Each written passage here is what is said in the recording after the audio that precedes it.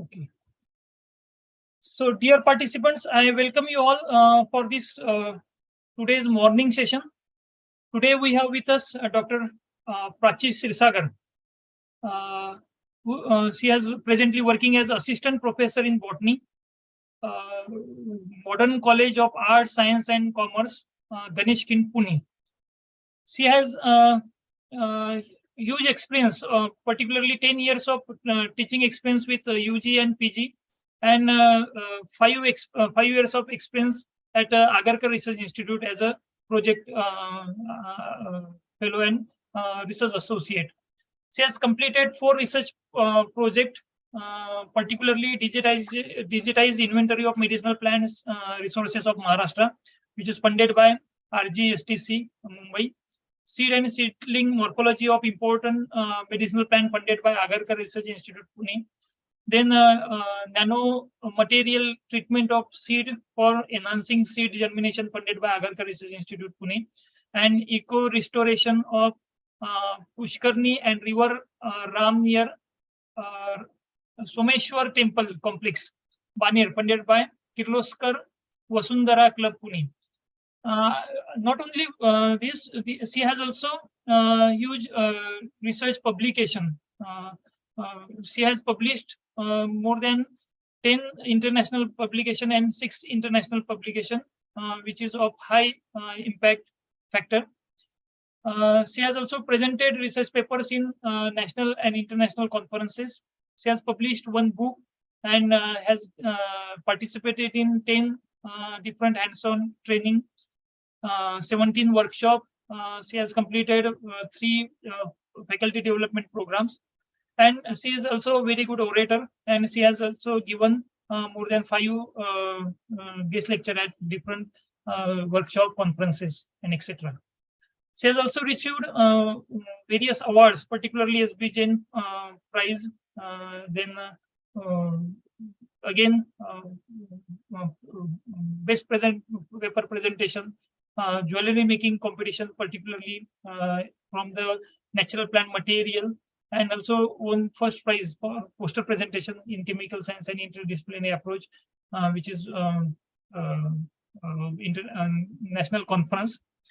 Again, she has also the member of various academic institutions, particularly Indian Association of Angiosperm Taxonomy, Calicut, Medicinal and Aromatic Plant Association of India, then Indian Science Congress Association, Indian Botanical Society, member of Nisarga Seva, and most importantly, she is the executive member of Warsa, an Ethnic Knowledge Heritage Society, Anjangaon Surji.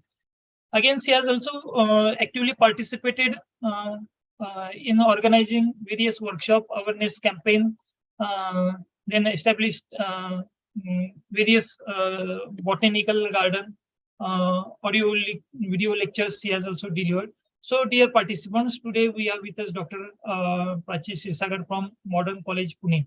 I welcome her on behalf of all the participants and behalf of Research Committee, Science College, Nanded.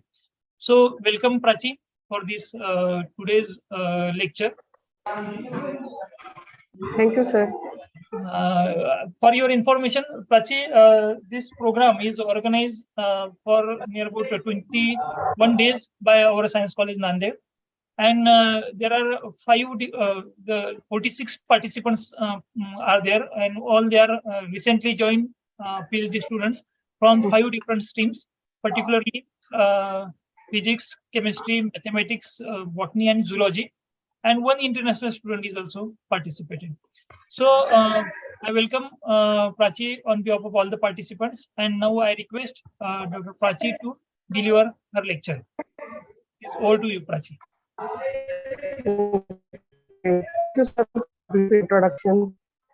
So, good morning, all of you. Before I start with my lecture, I thanks to all the authorities, principal, head of the department, my friend and Dr.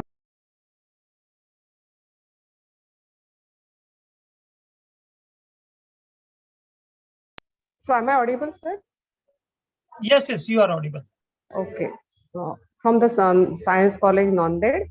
for giving me this opportunity to talk in front of you all this gathering. Uh, I will share my screen before I start or begin my lecture. So, meanwhile, if you have any doubt, you can note down, and at the last, you can ask me about if you have any doubt in the presentation. Once again, I will thanks to all of you for this opportunity. I will try my best to deliver this today's lecture. So, let me share my screen. So, as you all are the researcher over here, uh, you may have many doubts in your mind as you are beginning with your journey for the research. Okay, so I'm going to talk about the. Can you see my screen? Yes, ma'am. Okay, fine. So I'm going to talk about the analysis of qualitative data based on the various tools. Okay, so uh, I'm going to cover the introduction, what is mean by the qualitative data with few examples. What is the characteristics of the qualitative data? What is the importance of these type of the data? How one can collect the qualitative data scientifically, analysis and the advantages of qualitative data analysis or qualitative data research. Okay. So to begin with these qualitative data analysis research, why is the qualitative research is important? That may be the question in your mind. Okay, though the qualitative data research is usually conducted in the humanities and in the psychology, they are the sciences which subjects which usually goes for the qualitative type of the research. So in case of the science, many times after the primary experimentation, the qualitative type of the data is secondary data we are usually collecting or the processing. So qualitative analysis is important when you have a research problem or a question that has not been previously researched to understand why that particular problem or the phenomenon has been existed, how the problem should be addressed, and what type of the factors which contributes to for that particular phenomenon to occur. So when such type of the questions are there, to answer this type of the question or to gather the preliminary information for this type of the question, the qualitative analysis is important. And once you will get the idea how, why, or what happening to that particular problem, then one can explore through the open-ended data collection. One can develop the themes that can be applied into the subsequent quantitative research. Okay, so qualitative data, it looks at usually how and why of human decision making type of the question. It looks the phenomenon naturally and doesn't manipulate the variables. That is very important, that uh, there are less chances of the manipulation of the variables, that in a qualitative data the numbers doesn't exist. Whatever is there, it's all are the qualitative type of the data. So as this term qualitative data analysis, it is talking mostly or mainly about the quality of that particular thing. Okay, it doesn't have any relation with the numbers. When we'll go towards the quantity, then it is related to the numbers. Okay, in a science we are dealing mainly with the numbers, with the quantitative type of the data, but for qualitative type of one, suppose you have made any product and then you want to launch that product and you want to know about the people's perspective about that product, then people perspective you can get to the qualitative type of the data analysis. So this type of the data is used to develop the particular concept, theory, which will help you to understand the social world. So qualitative data can be used in a various way depending on the discipline for which you have studied. Somebody is unmuted. Can you mute yourself?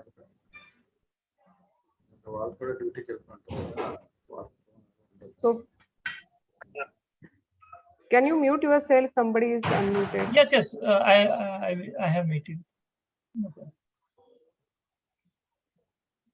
So what is qualitative data? We'll see. So it is, as I said, it is to understand the human behavior from the informant's perspective. Okay, any of the human behavior, you can understand that human behavior is either for a particular situation, for a particular condition, or that human perspective or the human, uh, you can say the human perspective or informant's perspective about any product or any design, anything. So it's a non-numerical data, and that's why it is a descriptive data. As it's a non-numerical data, it is a descriptive data where you can write more and more descriptions. You can collect more and more descriptions about a particular data. Okay. Uh, when it is a number, then we have to limit it to the numbers. But here in a qualitative, there is no restriction of the numbers. We can goes for the description.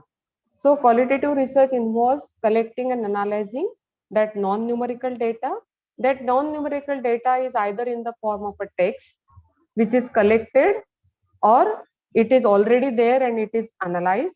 It can be the videos, it can be the audios, to understand that particular concept or opinion or the experiences. Okay, when one has to understand a perspective, that perspective can be understood to the concept. If we know that everybody has a different concept, opinion, or the experience about particular thing, so here by collecting the data from number of different type of the person, you can get a cumulative effect. What is the opinion of everybody's regarding a particular problem? So I will go to the examples also. It can be used to gather in-depth insights into a problem, or to generate a new ideas for a research. As I said, if a question is new, there are very few data is available about it, then one has to gather the information first through the qualitative analysis, and then we can shift it to the quantitative type of the research.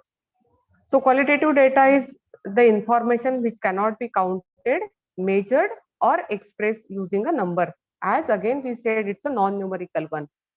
It's also called as the categorical data, since the data can later on be grouped according to the categories or the themes which individual or the researcher has thought before he start with his problem. Okay, so he can group in a different categories and then he can collect that data. So it refers to the words or the labels used to describe a certain characteristic or traits. So everything is related to the labeling or describing. As we are describing, so whenever one is to describe a particular thing, he has to use many words and labels. This is one example. Suppose you see this is one oil painting is there, and as I said, if I'm going to collect the qualitative data regarding this painting, then I will say the this painting is blue or green in color. The frame is golden. It smells old and musty. By looking towards this particular frame, it textures, it will shows the brush strokes and the oil paints. Maybe it is made with the oil painting. It is showing the peaceful scene of a particular country or a forest or particular area. And as it's a very beautiful painting, the masterful brush strokes may be used or given by the painter. Okay, so everything what is written while collecting the qualitative information about this particular painting, the researchers has dealt only with the descriptions. So descriptions are nothing but the words or the text which are used to describe that particular frame over here. So data can be observed but not measured. Okay, so here also by looking toward this painting, I can collect the data, but this data is the non-numerical one. But with the same painting, I can collect the quantitative data too. For example, here you can see in the next column, it is written that the picture, the size of the picture is written, then weight of the picture is written for the particular frame, how much is the weight of this frame, surface area of the painting, what is the cost of this painting, everything that is also written. So with the same frame, we can get both the type of the data, qualitative as well as the quantitative data. but the conclusion what we are taking with these two, that might be different. Okay, and that's why these qualitative data is deals with descriptions. It cannot be measured. Here the words which are used, they are colors, texture, smell, taste, appearance, beauty, etc. So qualitative means it has described the quality of that particular uh, research problem over here. Okay? And if it is the quantitative, then it will deals with numbers, measurement. So here measurements are either in the form of length, height, area, volume. Tomorrow we are going to see details about the quantitative data. This is one more example. Suppose this is the uh, pot filled with the strawberries. If one has to describe the, or one has to take the qualitative data, then the he or she can write about the strawberries, that they are delicious, they are red in color, some are green, some are red, some are small, some are larger in size. Okay, their weight maybe where it seems they have the different weight. But if it's the quantitative data, then we can say there are total 10 strawberries. So 6 strawberries are red, 4 strawberries are green. So this is the quantitative data. I hope you understand between what is meant by qualitative and what is meant by quantitative type of the data. So as, as I said, it use many descriptions. So for descriptions, there can be the descriptions used like colors, textures, feeling, innutation, sensation, choices. Many of the things can be thought when you begin with the qualitative type of the research. One can get the visual images, one can get the narrative stories, first hand information, second hand information, all are the part of this qualitative data. This is one more example. Suppose you think of a student who is reading a paragraph from a particular book in the class, and teacher is listening to her, to that particular student during this class, and after completion of his reading, teacher has given a feedback that how that particular child has read the paragraph.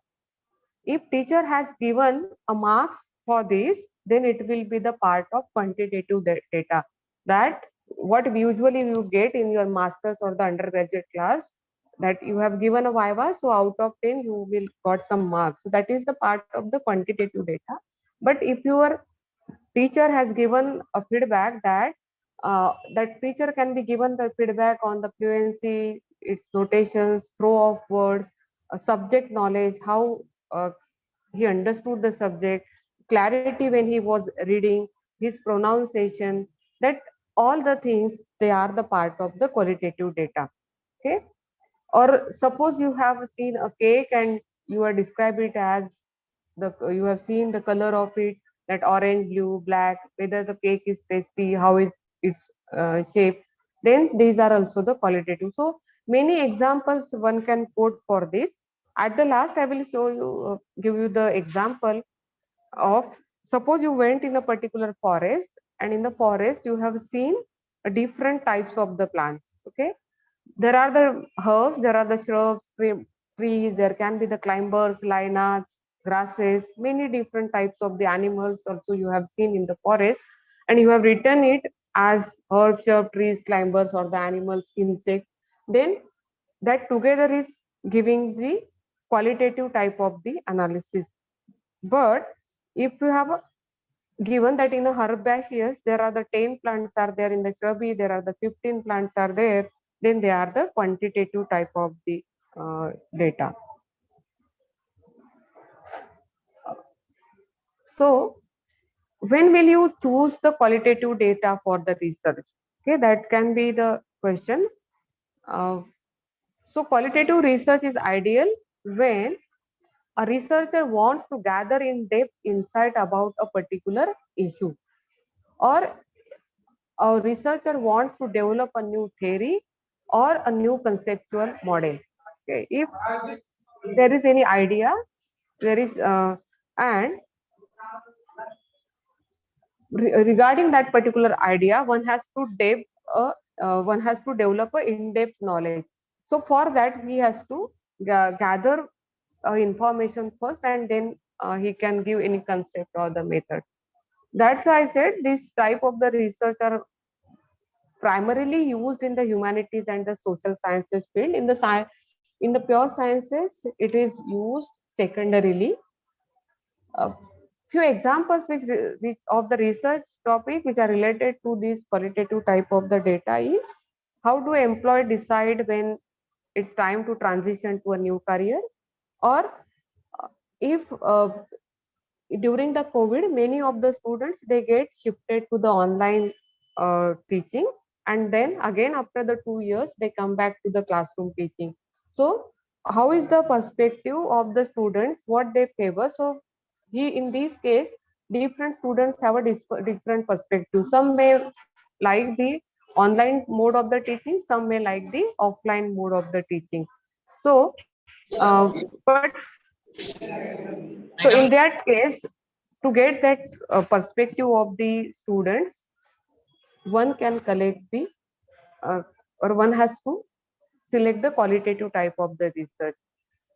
This is one more example. What are the classroom experience of special education students with anxiety? Or how is the subject of American Revolutionary War taught in a school in the United Kingdom?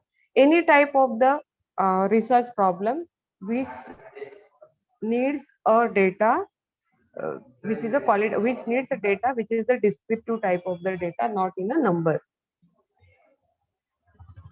So we'll see what is the characteristics of the qualitative data. So qualitative data is a descriptive one. As I said, it's describing or classifying a particular object, and there is it's a non-judgmental type of the data. It only describes a particular thing. It gives a detailed account in the words with the full particulars. Okay, any of the situation is thing, or any of the situation or a problem is thought, it will give the detail, all the details of a particular process, why it is happened, how it is happened, what are the consequences when the things is happened, and what will be the consequences if this type of the problem will persist in a particular society or in that scenario. It is open ended. That's why it's don't have any limit or boundary. Open ended means which will uh, continue, it will not stop. When it's a numerical, it's close ended, then one has to, you have asked one question, and whatever the yes or no type is the you can say the dead, it's a close ended question. So open ended will be it don't have any determined limit or the boundary. Non-numerical data is that numbers are not at all related, not containing the numbers, that how many numbers are there, or how many students or the people have given this type of the view. It is subjective, based or influenced by personal feelings, tastes, or opinions. So that are these five are the more important characteristics of the qualitative data. Then what is the importance of the qualitative data? Okay, so it is important in determining the particular frequency or a trait or a characteristics. Okay, or you can say how repetitions also analyzed in the qualitative data. That same thing is how many times the same thing is repeated, that is also considered. So this will allow the statistician or the researcher to form a parameter through which larger data sets can be observed. It is about the emotions or the perceptions of the people and what they feel about that particular problem. Okay? Like you have seen that now there is change in the climatic condition, and there is, we can observe that there is the shift in the season, and if one has to identify with why this type of the uh, changes occurring in a climate, then many times people will give you the different perspective why there is the change. But together, if you conduct all this data, Am I audible? Yes, ma'am.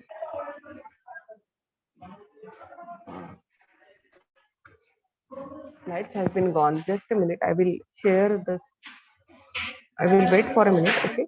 So we'll continue with this slide. If light will not come, I will share from the mobile.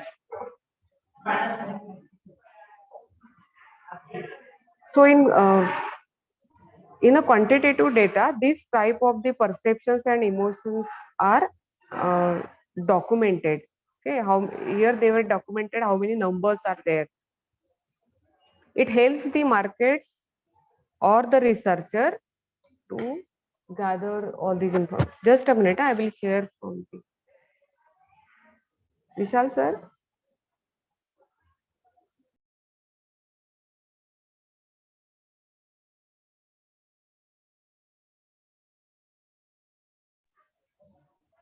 Sorry for the interruptions. The light has been gone. I have to wait for the backup to come so that I can share the screen.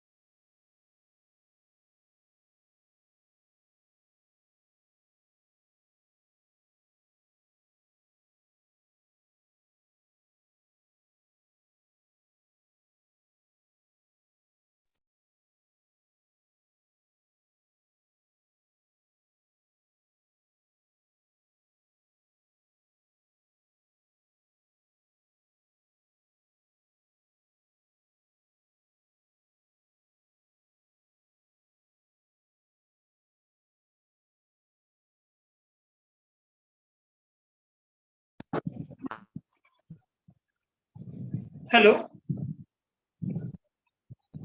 Hello. Okay, no problem, no problem. I think she has lost internet facilities. Okay, we will wait for 2 to 3 minutes. No problem.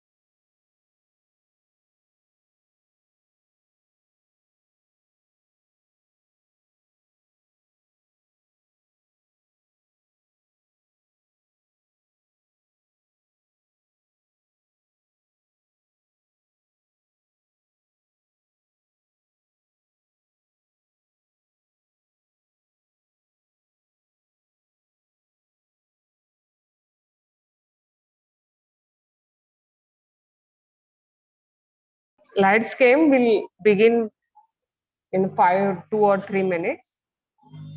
Okay, no problem. No problem. We will also wait for some more times.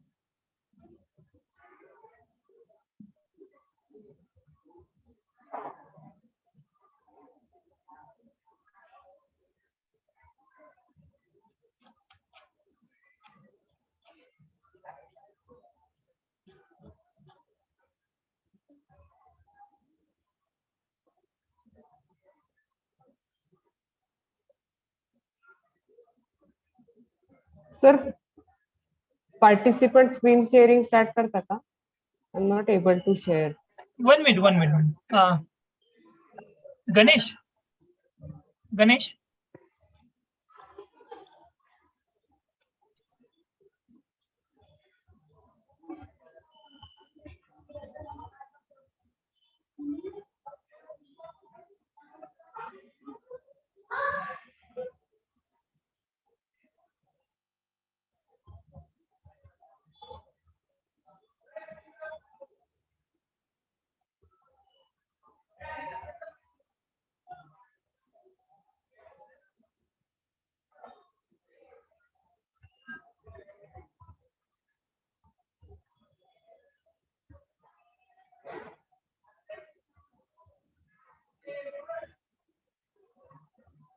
Not able to share the screen.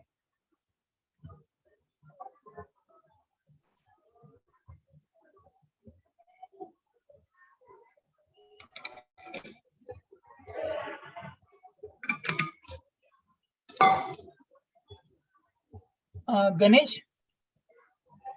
Ganesh. 1 minute, Prachi. Okay. Yes, sir. Sir. Please make host to Prachi Sirsagar, Dr. Prachi Sirsagar. Yes, host.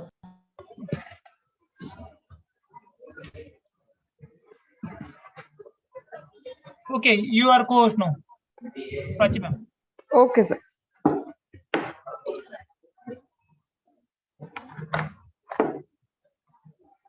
Try now. Share screen. Share. I hope it's visible now. Yes, yes. Okay. So sorry for the interruptions. We have seen the characteristics of the qualitative data. Now, what is the importance of the qualitative data? Okay. So as I said, it's important for determining a particular frequency or a trait or a characteristics. So, and for the statistician or for the researchers to form a parameter through which a larger data sets can be observed. And it is about the emotions, perceptions of the people and the feelings of the people, what they feel about a particular situation or about a particular problem. Okay. And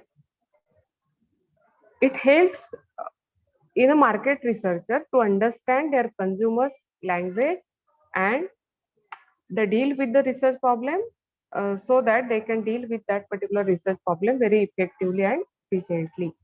So if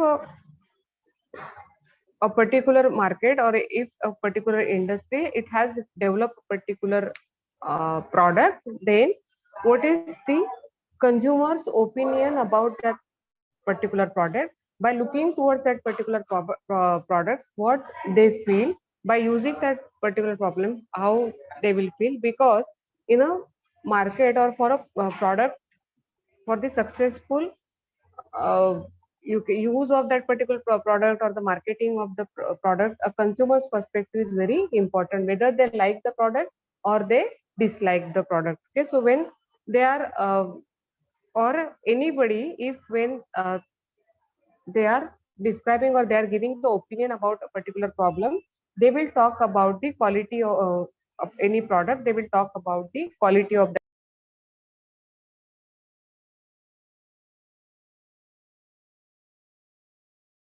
ad.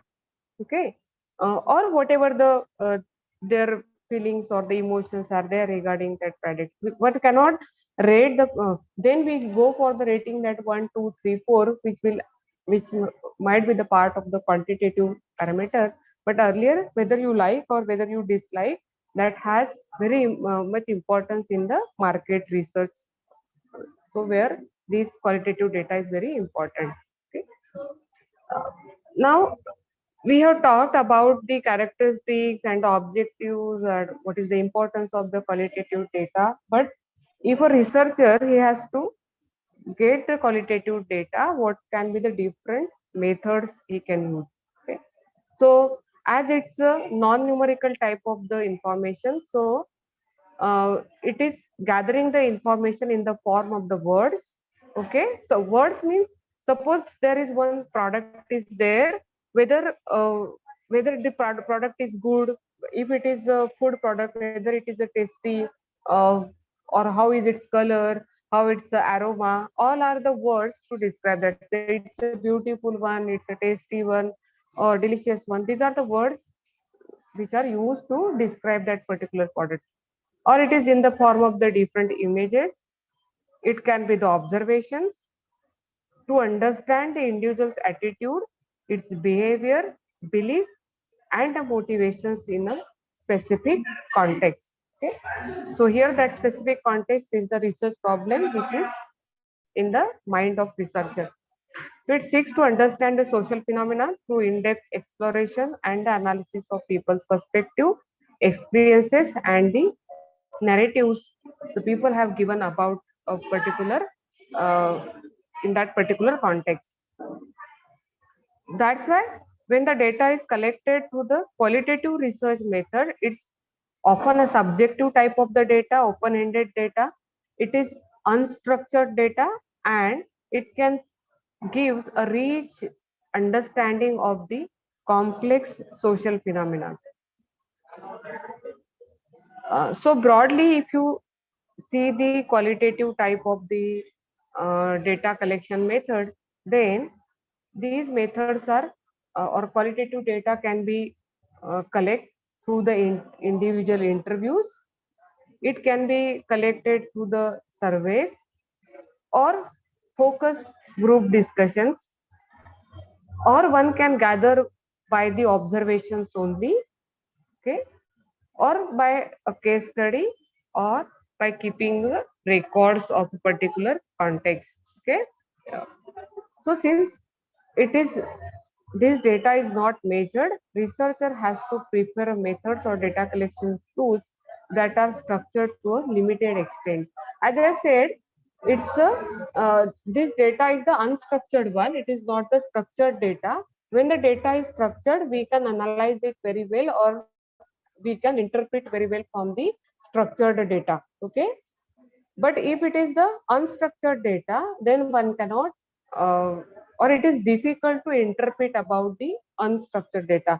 And that's why when one has to search for the method, it that method should give little bit structure to the data which you have collected, because when you are collecting, you must have made some questionnaire, or you must have thought of some questions when you are taking the interviews and you are collecting the information. Okay, so all these collection methods, if you see, then they all are mainly focused on gaining the insights, reasoning and the motivations.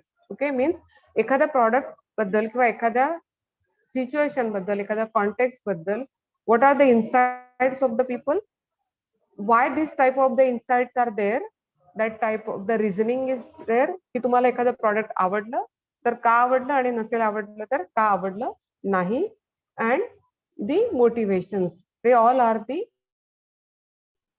usually thought whenever one has to design a method for the qualitative data. As you all are going to or you must have enrolled for the PhD, so we know we have to we have to give a one short structure about our research problem, how we are going to, how we thought about this problem, how we are going to work on this problem, and what can be the probable. So you must have defined the objectives, you must have defined the methodology.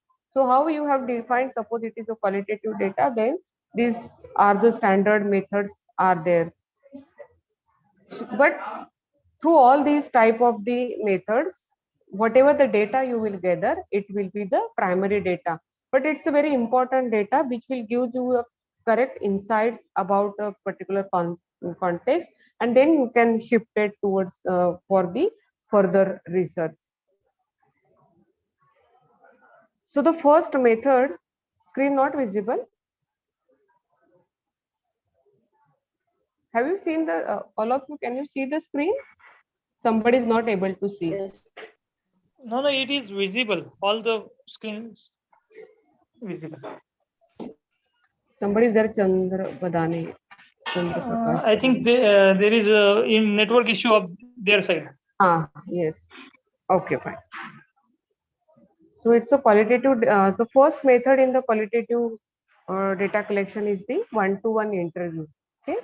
We all know about the interview, what type of the questions are asked on a particular problem. Okay. But when one is conducting the interview, then there is some of the questions are designed primarily, and based on that the further discussions will carry on, or the further discussions will go.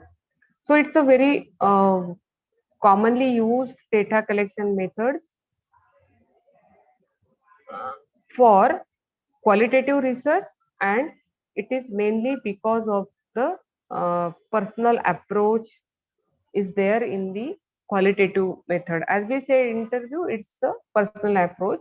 So interviewer or the researcher collect the data directly from the interviewers on one-to-one basis, or he can interview can be taken on telephone. There can be the telephonic discussion, or it can be the gathered information. So the interview method may be the informal, and unstructured conversation may be there. So as it is said, it is mostly the open-ended type of the questions are asked spontaneously. Suppose and that's why it is called as the open-ended. If the question is fixed yes and no type of the question, then one cannot elaborate about the problem.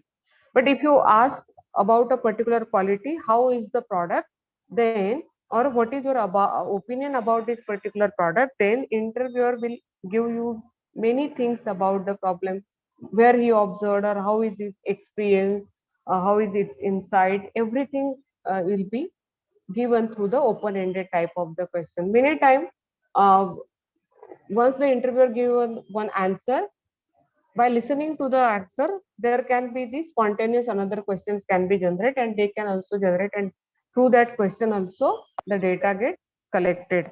But here you will get the idea that as open-ended questions are there, spontaneous questions can be asked, and the data can be, so spontaneous questions are not there in the structured. That's why we can't collect a structural data, more structured data through the qualitative data collection method. So when the open-ended questions are asked spontaneously with the interviewer, letting to flow of the interview dictate the questions to be asked. So in a one-to-one interview also, there are three types of the interview are there according to the Mary, or Mary has insisted when one has to collect, one has to take the interview, then there can be the three methods are there. One is unstructured or the open-ended interview, as I said, where interview often takes to form a conversation and is undertaken with the intention that researcher will explore with the participant. Okay, his or her views, ideas, beliefs, attitude about a certain events or phenomenon. So here focus is mainly on the participants' own perception on that particular event or the phenomenon being studied. Okay, so it's totally the individual. When we say participant, it is own perception, means is the individual perceptions are noted, and that individual perceptions are noted from many people. There can be the semi-structured type of the interviews where these type of the interviews are commonly used in a research projects to corroborate the data emerging from other data sources when you are taking the secondary data for this. So one-to-one interview is the primary type of the data, but if you are taking the data from secondary sources, then they usually require the participant to answer a set of predetermined questions. Whatever the predetermined questions are there, that has to answered. And in a semi-structured type of the interview,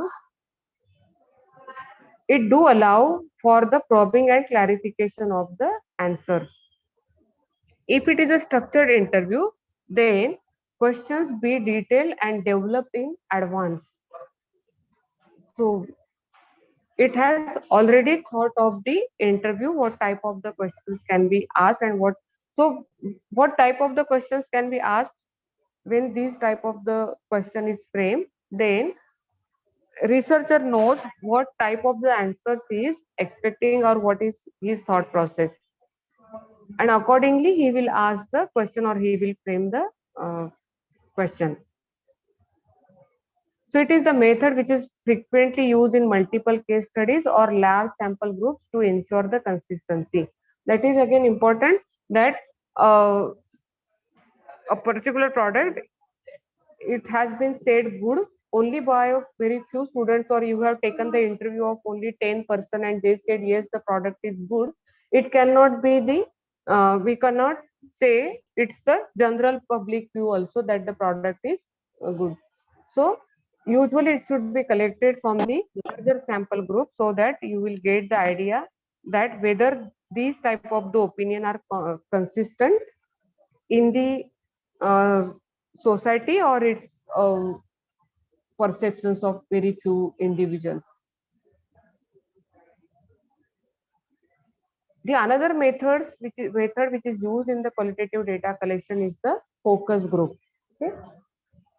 Here in a focus group, usually it is designed for a targeted number of people, a few number of people. So focus group is there. Okay, some of the problems, some of the contexts are not common for everybody, or it's not one cannot generalize it for everybody. So there can be the focus group.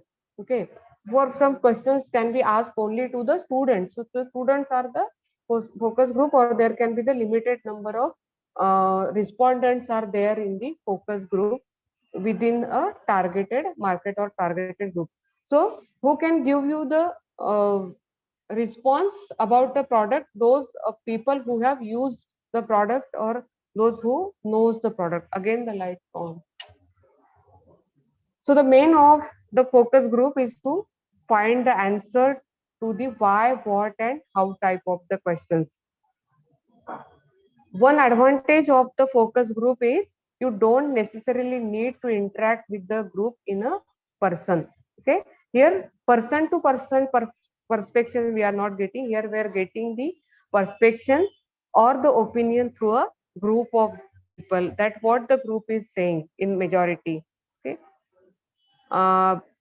nowadays the focus group can be sent an online surveys or through various devices, or the responses which can be collected through the click also. Again the light has gone, my screen sharing is stopped. So here in a focus group, suppose now in the COVID time also you have seen many of the online questionnaire were coming. and you are getting the online certificates also if you solve that questionnaire, where they have designed certain questions and they are collecting the data. That is the focus.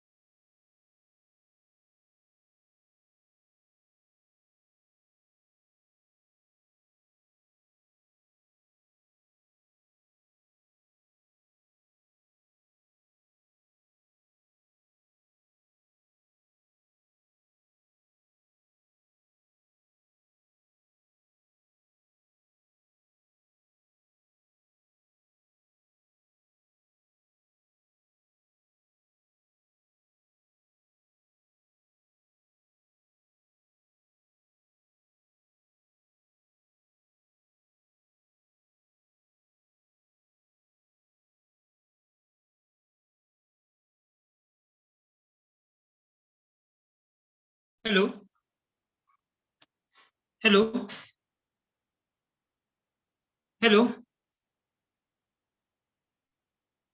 Arshia ma'am.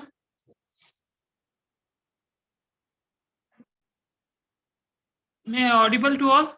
Hello. Yes, sir. Yes, sir. Yes, Okay. sir. Okay. I think. Yes, sir. Yes, Okay. sir. Okay.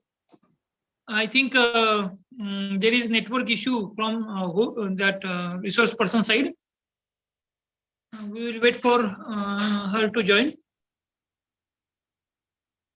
Till then, you are ready to deliver your seminars. After Dr. Her lecture, we will proceed for our seminars. So, who is ready to give seminar? Please give me in chat box.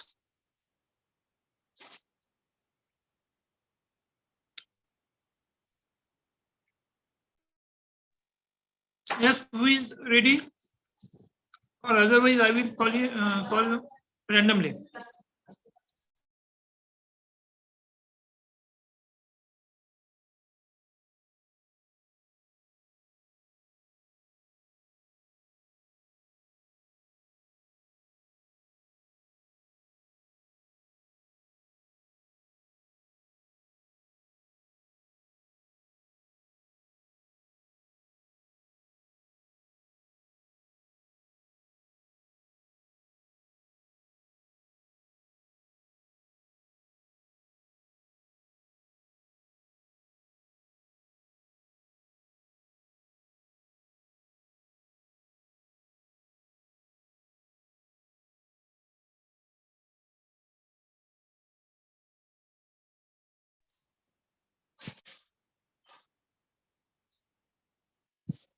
Okay, okay, no problem. So, dear participant, hello. We will wait for 1 or 2 minutes. Till then, we will start the seminars. Yes, who is giving seminar first?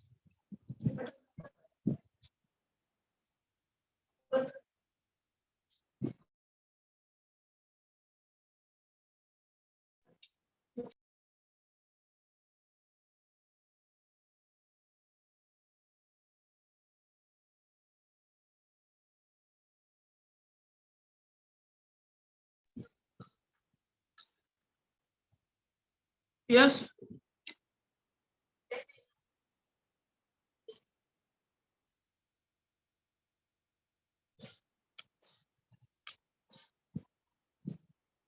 Arshia ma'am, Yes, sir. are you ready? Hello. Are you ready to give seminar?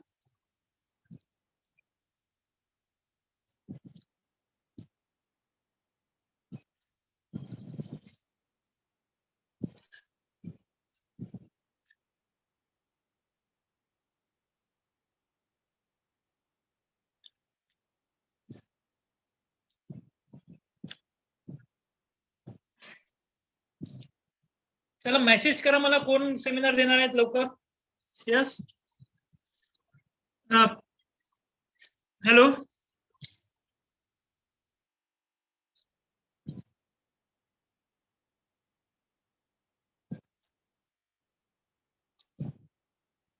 Hello, sir. Hello. Hello.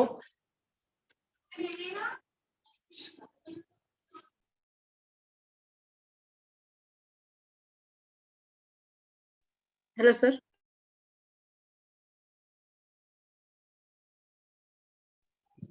Hello. I'm ready, Message sir. in chat box. Bhagyashree, please start. Okay, sir. Okay, Gite, Shivkanya. Firstly, we will go for Bhagyashree Pin Prativar. Yes, sir. I request Ganesh. Ganesh, please make host co-host to Bhagyashree. Ganesh. Okay, thank you. Achi ma'am, when you are ready, you just let me know. Yes. Yes, sir. You are taking the seminar now. Just seminar for 5 minutes of Okay, student. so you complete one seminar, then I will start. Yeah, Just now yeah, the lights came. Yeah, Meanwhile, yeah, I- depend. Okay, no problem. Whenever you are ready, you just call me. Okay. Okay. So I request Bhagyashree ma'am to start her presentation. Yes, sir. Yes, sir. I'm sharing my screen.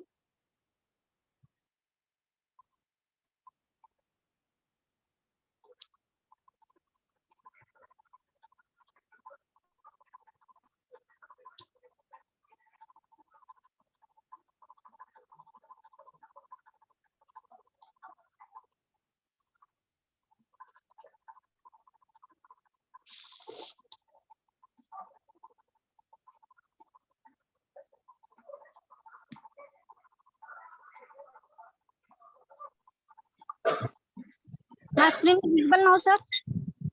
No, no, not all.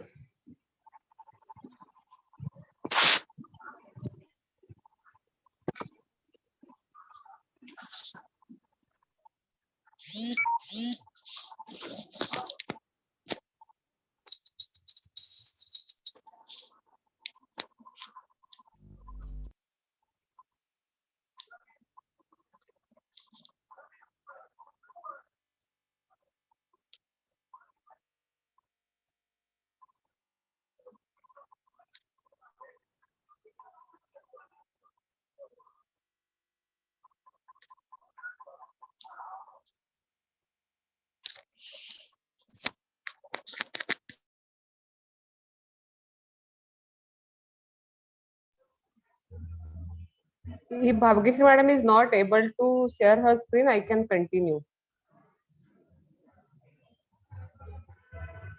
Host has again disabled.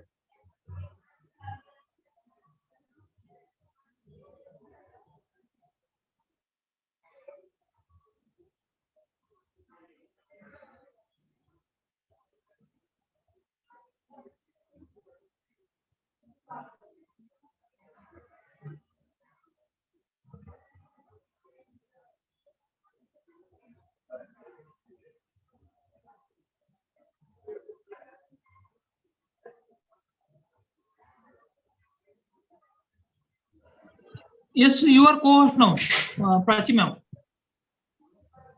Prachi ma'am. Okay.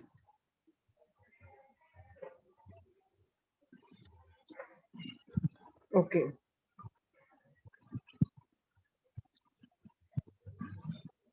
I can share now. No?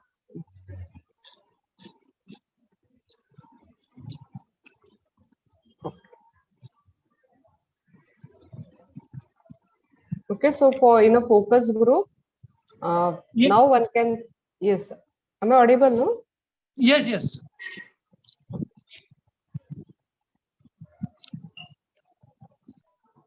So in these focus group, it's thought to be an expensive method as compared to the other online qualitative research methods, and they are typically used to explain the complex processes. So here again, though it says a focus group and it can be sent to the online mode also, but one has to frame a questions uh, very properly when one has to go for the uh, data collection with the focus group. It is very useful when it comes to the market research on a launching up on a new products or testing a new concept. So for the products, for the concept, so for us, it can be the secondary type of the uh, method. So where suppose you made a particular product, or if you made something by the research and then you want to check the quality of it, then we have to go for the qualitative data collection method. Another method is very simple method, which is very similar to the method when we do the referencing in the library before we start our research. It is called as the qualitative record keeping method. So here in a record keeping, it use the existing reliable documents or the similar sources of information as the data source, which can be used in a new research. Okay, where so in the same, in the referencing also, what we do, we do the referencing whatever the preliminary work has been done on that particular problem during the literature survey. So same over here, there whatever the here they will not go for the interviewing the person. Here they are collecting the data from the existing data, but it should be the reliable one. This is very important. The data when you are taking from for the analysis, it should be the reliable data. It should be produced through a authentic process. It's authentic data collected from the authentic sites only, or authentic places only. Then only that research has any value. Otherwise, it is of no value. So for example, if you are collecting, if you are taking interview also, and if you are asking a person who has not used any product or who is not knowing about that particular concept, and then if you are interviewing such a person, the information what you will get, it is the false type of the information, or this information will not give you the correct perspective about that particular context. So that's why I said it's a record keeping is very important. You can use, you can gather the data from the websites. Oh, okay. It's gone. So you can gather the information from the websites. You can gather the information from the books or the theses, journals, everything, whatever we call it as the relevant documents. Okay.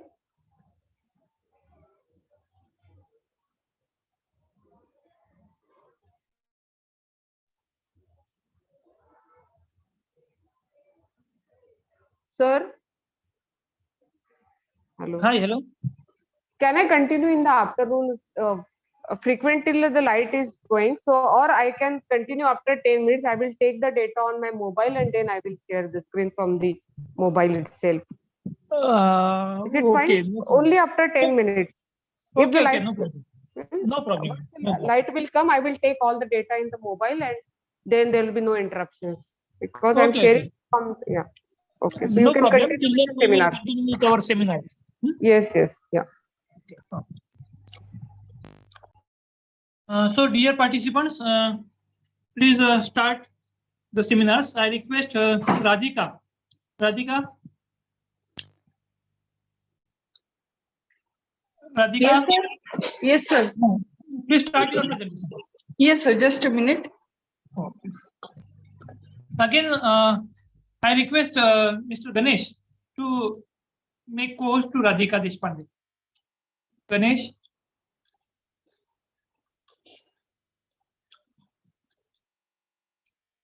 हा बोला sir. राधिकाला को host कर. Radhika Deshpande.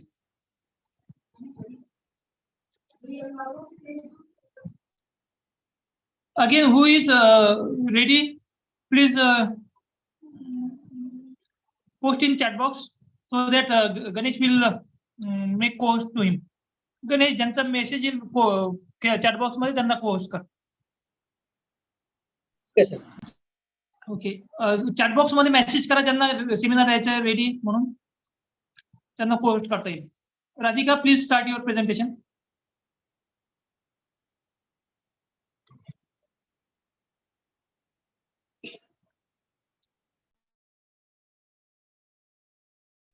Whether my screen is visible, sir? No. No.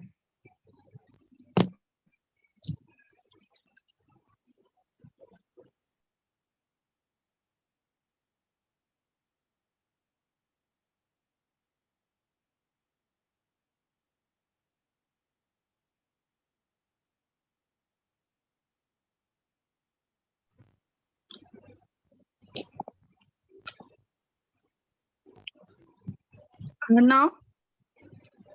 Yes. Yes.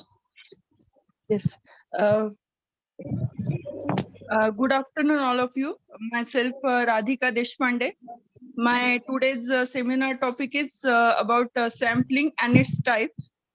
So we have seen different types of steps which are involved in research: identification of the research problem, review of literature, then purpose of research. Then one of the step which is involved in research is the data collection. So sampling is the method of collection of data. When you conduct a research about a group of people, it is rarely possible to conduct from every person in that group, to conduct data from every person in that group. So you can select a samples. Sample is a group of individuals who will actually participate in the research. Sample is the representative of group as a whole. And now, before studying a sampling, we have to know about these two, population and the sample. So what is population? It's a measurable quantity. It's called as parameter. And a sample, measurable quantity of a sample is called as static. Means population is a complete set and sample is the subset of the population. We know that there are two types of sampling methods. One is probability sampling and another one is non-probability sampling. Probability sampling, it involves a random selection, while the non-probability sampling, it involves non-random selection. So let us see what is probability sampling. Probability sampling, it means every member of the population has a chance of being selected in the sample. It is mainly used in the quantitative research. Probability sample is the representative of the population. Different type of parametric tests like mean, standard deviations, these are used for the probability sampling methods. Probability sample has not from the distribution for any variable.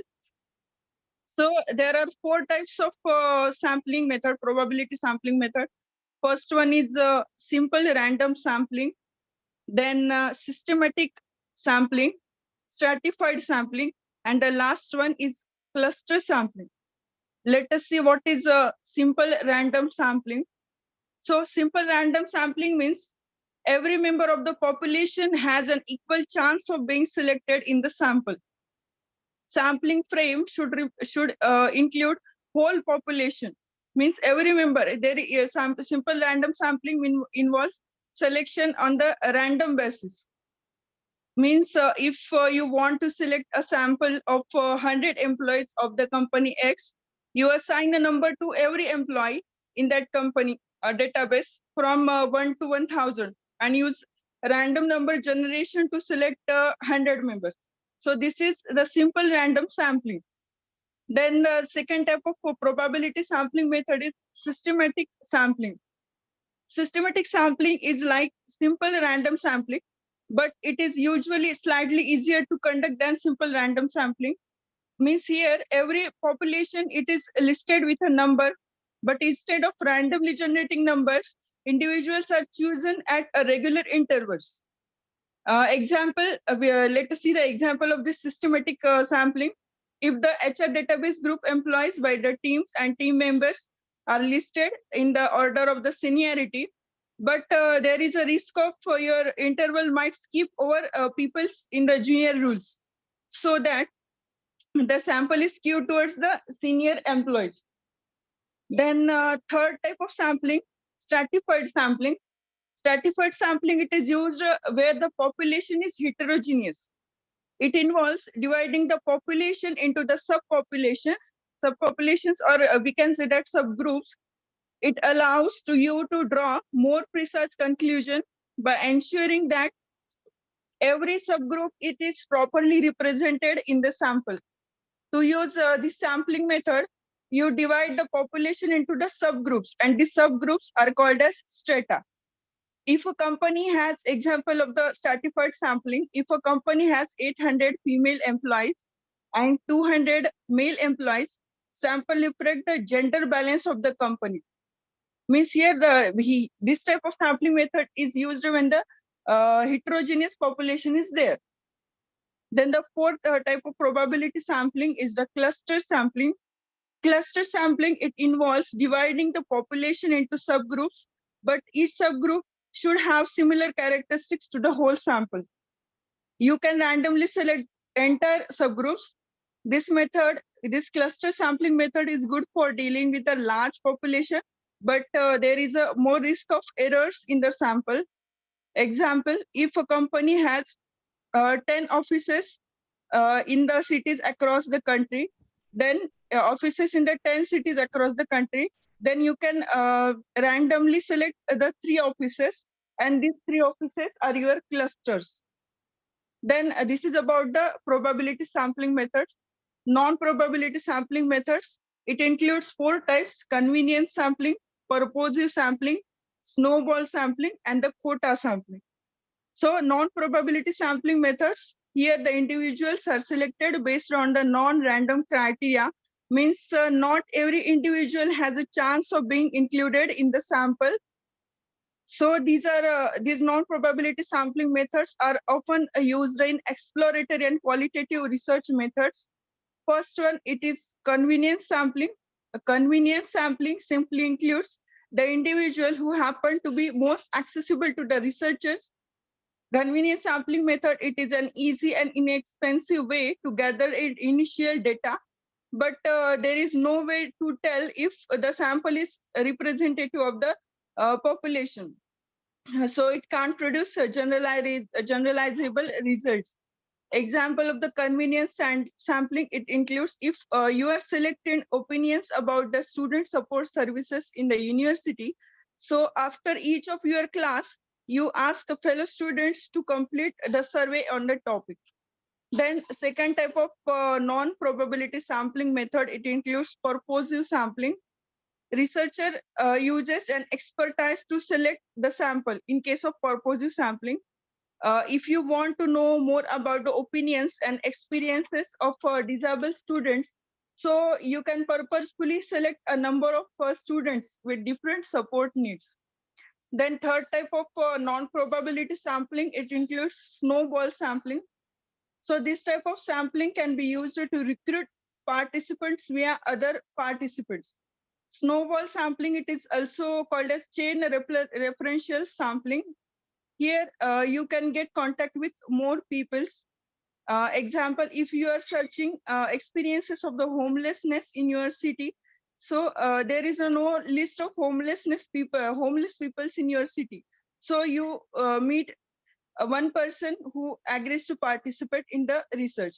Then the last type of non-probability sampling method, it includes quota sampling. So it is a non-probability sampling method that relies on the non-random selection of predetermined number or the population of units. These are called as quotas. Here the population, it is divided into groups. These groups are called as strata, and samples are taken from each group. but care is taken to maintain the correct proportions of the representative of the population. Example, if a population consists of 45% female employees and 55% male employees, then your sample should reflect these percentages. So quota sampling, it is based on researchers' judgment. Thank you. This is about the non-probability and probability sampling method. Thank you, Radhika, for giving very nice and informative presentation. Thank you on behalf of all the participants. Now I request Arshia ma'am to present. Arshia ma'am, are you there?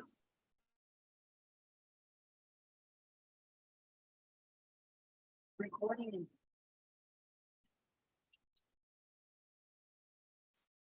Ganesh?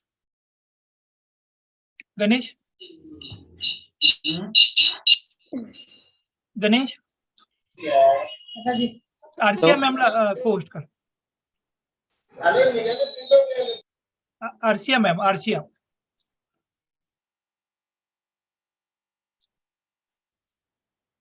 कोणाला करायचं? Arshia Khan. Arshia ma'am, please. हाँ sir. Okay, you are co-host now. Please start your presentation, ma'am. Okay sir, okay.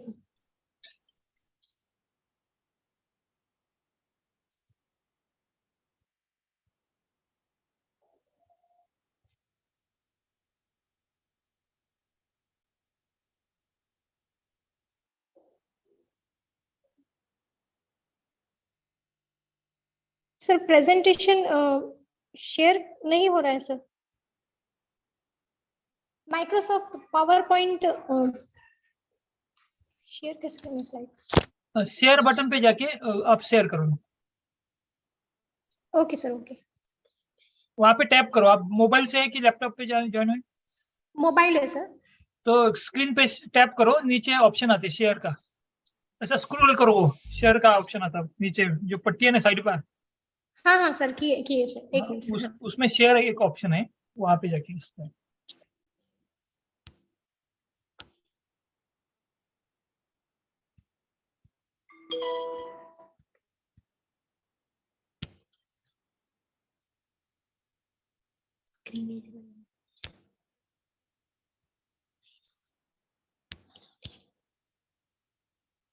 Sir screen visible है क्या sir? नहीं नहीं आया ये अभी.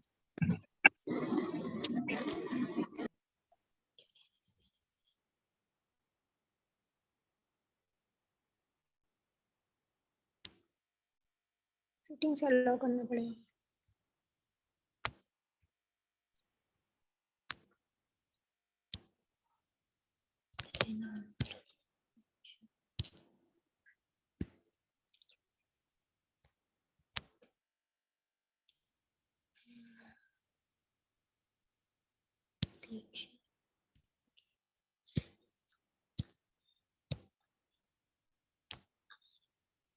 सर विजिबल है क्या sir? Yes yes.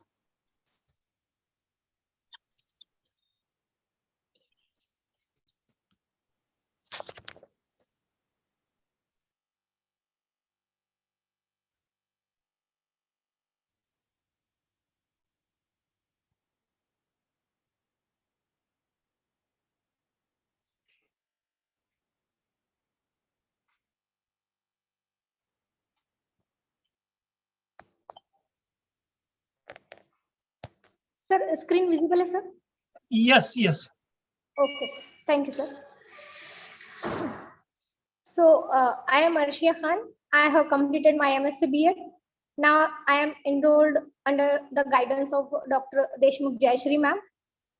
Today's my seminar topic is ethics and its principle. So, first of all, we will see the meaning of ethics. What is the meaning of ethics or definition of ethics? Ethics refers to well-founded standard of right and wrong that prescribes the human what to do and what not to do. Ethics हमें बताती है कि हमें क्या करना चाहिए हमारे research के अंदर और क्या नहीं करना चाहिए. इन शॉर्ट अगर हम बोले कि इथिक्स क्या है, तो इथिक्स ह्यूमन को गाइड करती है कि रिसर्च में हमें क्या सही है, क्या गलत है, हमें किस तरह से काम करना है। इन शॉर्ट इथिक्स हमें एक आईना बताती है कि समाज में और सोसाइटी के हिसाब से क्या सही होगा और क्या गलत होगा। So that is the meaning of ethics, and we will see the principle one by one. Principles of ethics. We will see the integrity first of all. What is the meaning of integrity? Integrity is a principle of ethics. It is a pure research, means no false commitment or promises are there. Fulfill agreement. मतलब integrity meaning क्या होगा कि झूठी या फिर गलत मालूमात को नहीं देना है, हमें हमारी रिसर्च के अंदर जो सही है वही हमें वहां पे पुट करना है, जो सही इंफॉर्मेशन है वही बतानी है। That is the meaning of integrity. Now we will see the second principle, kindness.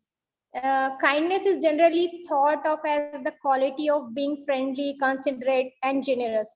A kind person considers the feeling of others, tries to help them and avoid the action that harms.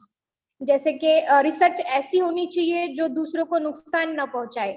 हमारी research के अंदर kindness का होना बहुत जरूरी है। अगर हम एक परफेक्ट रिसर्च करना चाहते हैं तो हमारे रिसर्च के अंदर काइंडनेस का होना बहुत जरूरी है। अगर काइंडनेस रहेगी तो हम अच्छे से रिसर्च कर सकेंगे। And third one is efficiency. So we will see the efficiency. Efficiency means maximize the benefits of the participants, ethical obligation to maximize the possible benefits and to minimize the possible harm to respondent.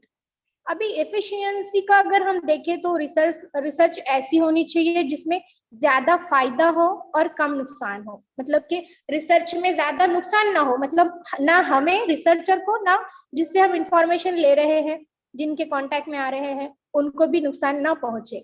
मतलब ज्यादा फायदा और कम नुकसान हो, उसे हम कहेंगे efficiency. ये एक प्रिंसिपल है एथिक्स का। एथिक्स हमें सिखाता है ऐसे। देन नेक्स्ट जो होगा वो लर्न होगा। I don't think I have to elaborate it more. Increase in prior knowledge, मस्त जो लर्न कर रहे हैं हमें, मतलब हमारी ऐसी रिसर्च होना चाहिए जिससे कुछ सीखने मिले। लर्निंग तो होनी चाहिए ना, अगर हम इतना ना टाइम हमारा दे रहे हैं तो कुछ सीखने तो मिले। इसलिए हमें कुछ सीखने मिले ऐसी रिसर्च करनी है, ठीक है। अभी ऑनेस्टी भी होना जरूरी है। ये एक अलग प्रिंसिपल हो गया एथिक्स का कि हमारा जो भी मतलब रिसर्च है उसके अंदर ऑनेस्टी होना बहुत जरूरी है। Being honest with the beneficiaries and respondent, being honest about the finding and methodology of the research, मतलब एक ऑनेस्टी के साथ हमको रिसर्च करना है। Then next principle is that appreciate. Appreciate में क्या होगा कि to express your appreciation in a concise manner and to avoid the strong emotive language. मतलब हमारी रिसर्च में जो हमें हेल्प कर रहे हैं, जैसे कि मराठे सर हो गए, मराठे सर कोर्स वर्क कंडक्ट कर रहे हैं, मतलब ऑर्गेनाइजर है, तो वो अपना टाइम दे रहे हैं, सब कुछ मैनेज करते हुए हमारी हेल्प कर रहे हैं, हमें एक परफेक्ट बना रहे हैं हमारी रिसर्च को लेकर। तो ये एक हो गया, एक अप्रिशिएशन हो गया, सर को हमको अप्रिशिएट करना चाहिए। ऐसे ही हमारी रिसर्च में जो आगे चल के जो जितने भी ईयर्स हमें लगेंगे उसमें हमें जो हेल्प करेंगे उनको हमको अप्रिशिएट करना है, ठीक है। Then next principle is that responsibility. And responsibility में हमको क्या है कि taking care of privacy of participant, keeping confidential. हमारा जो भी रिसर्च है हमको उसको कॉन्फिडेंशियल रखना है कुछ टाइम के लिए। मतलब जितना टाइम हम रिसर्च को दे रहे हैं उस टाइम सारा की सारा डेटा ऐसे ओपन करके किसी के साथ शेयर नहीं करना है, क्योंकि प्लैगरिज्म तो हमें हमारे जो भी गेस्ट आए हैं उन लोगों ने अच्छे से, बहुत अच्छे तरीके से बताया कि प्लैगरिज्म होता क्या है ना हो। मतलब हमारा जो डेटा है वो कोई और चोरी ना कर ले और हमारे अवार्ड होने से पहले कोई और उसको अवार्ड ना कर ले। इसलिए हमको क्या करना है कि हमारे डेटा को कॉन्फिडेंशियल रखना है कुछ टाइम के लिए, ठीक है। And last principle is that कि ओपन माइंडेड एंड एक्सेप्टेंस। अभी इसमें क्या होगा, be open to share data and other resources, accept encouraging comments and suggestions. मतलब हमें मतलब एक फ्री माइंड के साथ रिसर्च करनी है। मतलब ऐसे कॉम्प्लिकेटेड बन के नहीं कि मतलब हमारा अगर कोई रिसर्च में कुछ गलत हो गया, हमारे गाइड ने या फिर किसी और ने हमें सजेस्ट किया कि आप यहाँ पे रॉन्ग हो रहे हो, आपको करेक्ट करना है, तो आप वहाँ करेक्ट करना है, वो एक्सेप्ट करना है हमारी जो भी मिस्टेक रहेगी या फिर हमको जो इम्प्रूवमेंट करना होगा, तो ओपन माइंड के साथ, मतलब रिलैक्स माइंड के साथ उसको सुनकर एक्सेप्ट करना है एंड देन उसको पुट करना है हमारे रिसर्च के अंदर। ठीक है, तो ये एक हो गया last principle. So that's all about the ethics and its principle. So anyone have any questions, so you can ask. Thank you so much, sir. Okay, thank you, Arshia, for giving very nice and informative talk on research. Okay, sir. Thank you. Sir. Thank you very much. Now I request Bhagyashri to start her presentation. Bhagyashri. Yes, sir. I'm ready. Arshia, please mute yourself. Arshia, ma'am. Okay. Okay, Bhagyashri, ma'am, are you there? Yes, sir. Yes, sir, I'm here. Okay. I'm ready. Yeah, you start your presentation. Okay, sir. I'm sharing my screen.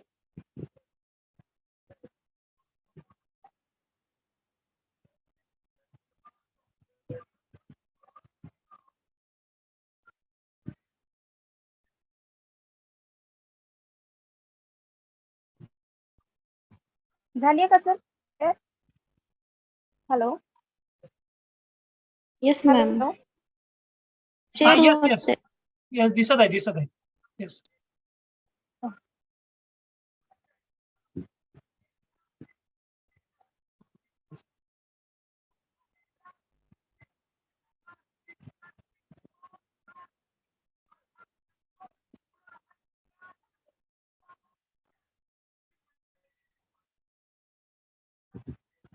Good afternoon, everyone.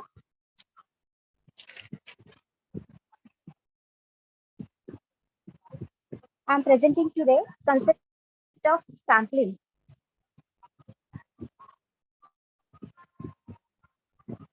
In research means finding a solution to a problem. It's known as research. Simply, we can say that research means search for knowledge through objectives and systematic method of finding solution. To find a proper solution to our research problem, it is necessary to collect data regarding to our problem. So it is impossible to collect data from every respondent relevant to the study, but only from some fractional part of the respondent we can study the entire data. So let's see the concept of sampling. Sampling means selection of individual from the population. If I have taken population of fishes, from that population I will select only few members, and that members means sample, and total number of fishes present in the group is called population.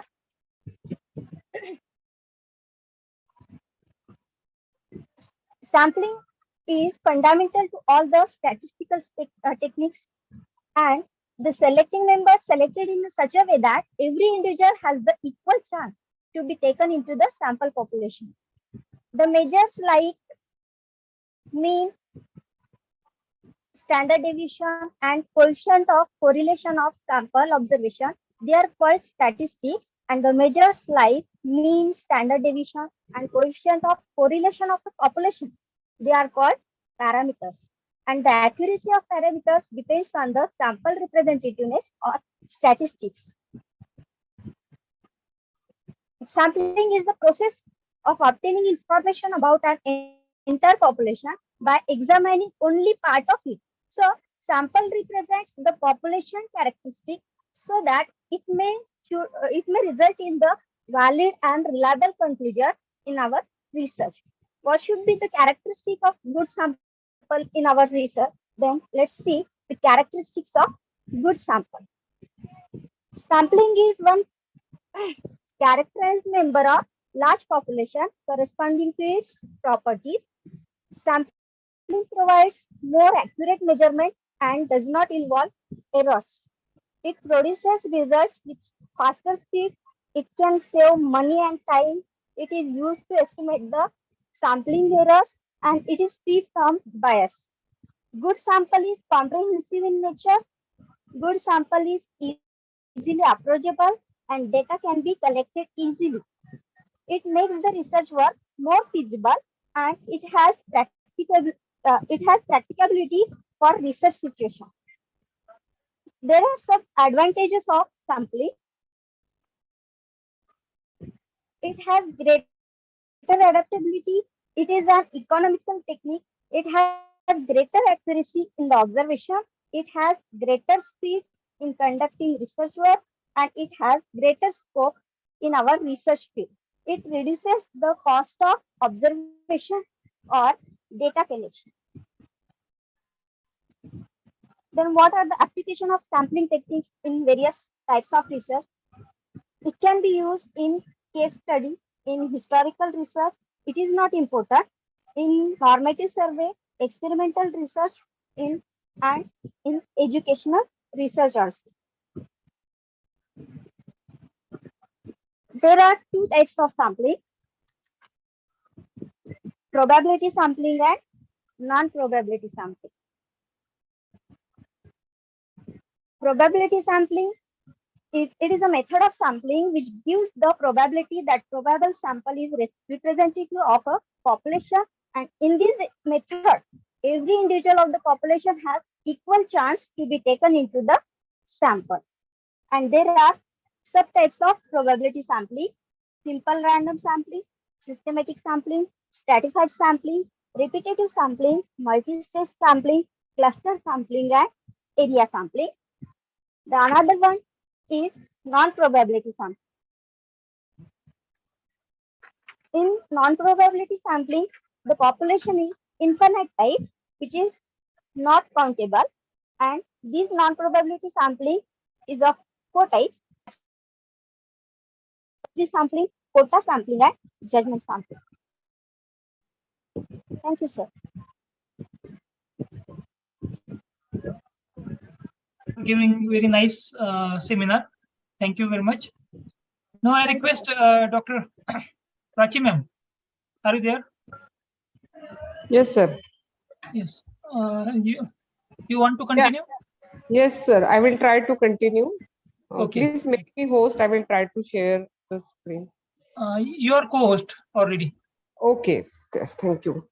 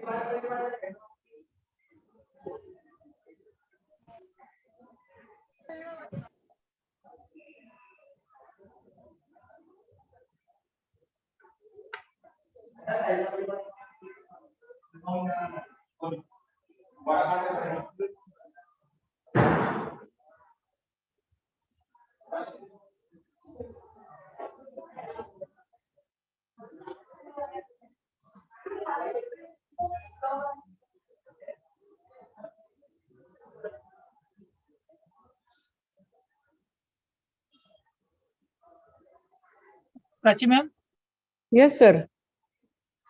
please share your screen. Yes, I'm not able to share from this device. Just a minute.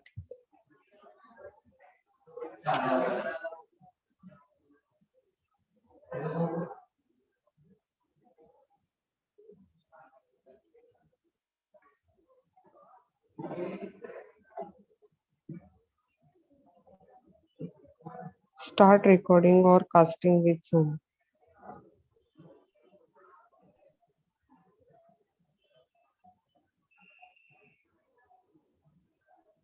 काय येत आहे? त्याच्यावर दिसेल असं येतंय की सगळं WhatsApp पण याने म्हणजे सगळं कंटेंट दिसेल. दिसू दे ना, मग तू स्क्रीन हो. येईपर्यंत हे कर ना. हो तेच, मला काही प्रॉब्लेम नाहीये, पण ते तरी घेत नाहीये. स्क्रीन म्हटलं, Zoom will have access to all of the information that is visible on your screen or played. So, ठीक आहे. आता दिसतेय का? नाही. सर ते सेटिंग मध्ये जाऊन ऍक्सेस द्यावा लागतो. हो, ऍक्सेसला पण मी येस म्हटलंय, पण तरी पण तो घेत नाहीये ऍक्सेस. काय सांगू आता तिथे? Sandeep, please help to ma'am. Sandeep. Okay sir.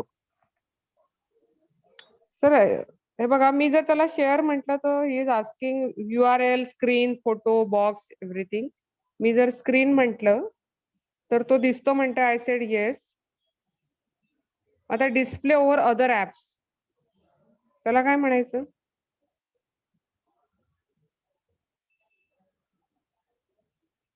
त्याला ओके करून बघा ना मॅडम. केलं ना ओके. आता अलाउ म्हटलं मी त्याला, allow display over other apps. आता दिसेल का? एक मिनिट मॅडम बघू.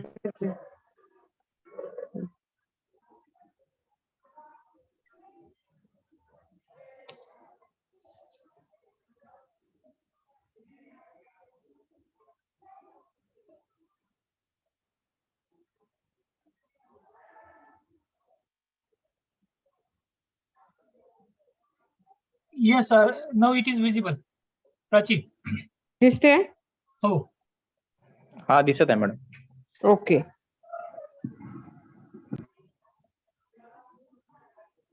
आता प्रेझेंटेशन दिसतंय? Yes yes. नाही दिसत आहे?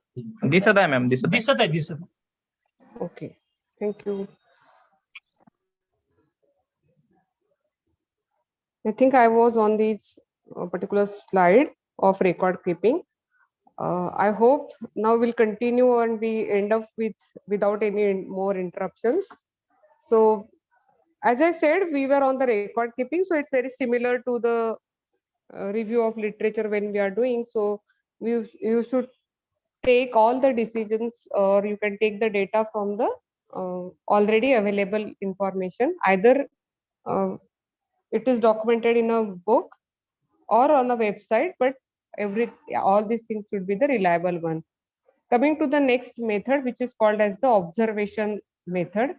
It's a very traditional method used for the data collection, where researchers were observe certain subjects in the course of their regular routines, take the detailed field notes of it, do the recordings of it, either by noting the observations or by taking the videos or by the videos.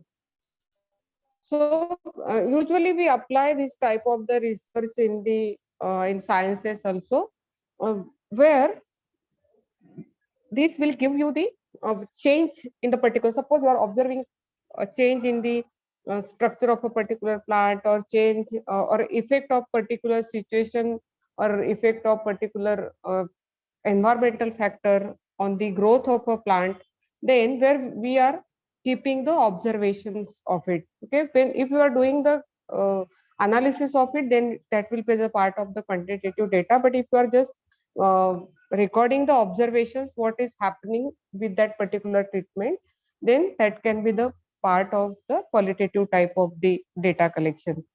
So this method will be useful when you want to gain a more refined understanding of the participants in their natural environment. For example, here also we can take one more example. If you want to observe and capture the reaction of the customer when they see a particular product for the first time, then you can use this method of research. So how will be the expression by looking towards that product, whether the customer is happy or whether the customer is unhappy by looking towards this product. Okay, so when we are there, they're making the advertising or the designing, then in that way, these observation method is very useful, or it will use the reliable gather data.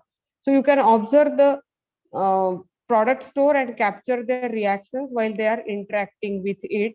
That is called as the observation method. So as I said, observation, it can be the part of an large experiment. So it's a small part where you can do some observations and then you go for the interpretation. Suppose one more example we'll see. I have given one puzzle to the particular participant to solve it, and I have placed the one group of the participant is seated in a room where air conditioning is there and they are sitting, and another group is sitting in the other environment where there is the hot environment is there, without AC room is there, and then I have to observe the stress of that particular participant while solving the puzzle. How will be their expression of in which room the participants which are sitting in the cold room or the hot room, they can solve the puzzle very fast. This type of the problems you can think and you can give. So here primary method is the experiment which is designed over here, and secondary technique which is used to conduct that experiment is the observation. So experiment conducted over here is to see the participants' behavior or participants' speed or the stress condition when they are solving a particular puzzle in the two different conditions. Okay, so that was my experiment, and I have get the data through the observation. Okay, so the observations, usually there are the two types of the observations are there. One is called as the covert and other is called as the overt type of the observation. So covert means when the researchers are concealed and participants don't know that they are being observed. So here researchers may embedded themselves in the public, or researchers they themselves they are observing the person, they are observing the particular situation, but those who to whom they are observing, that X person is not knowing that he is under the observation and he is collecting the data.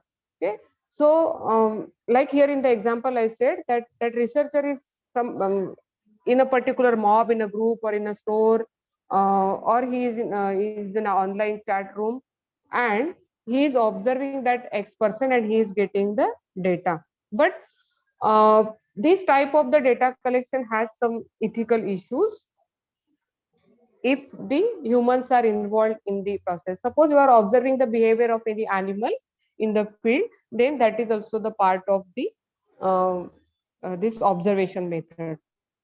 Covert observations are the observations when participants are aware that they are being studied, they are under the observations, and in this type of method, it allows the researcher to ask the questions and keep the conversations also, or the to keep the record of the conversations also.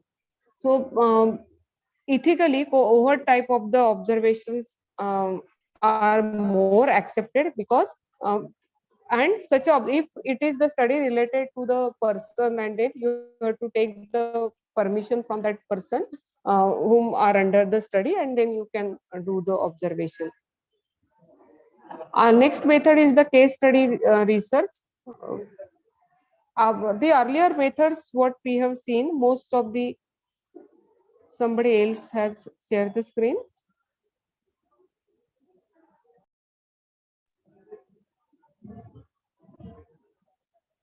Radhika, please unshare your screen.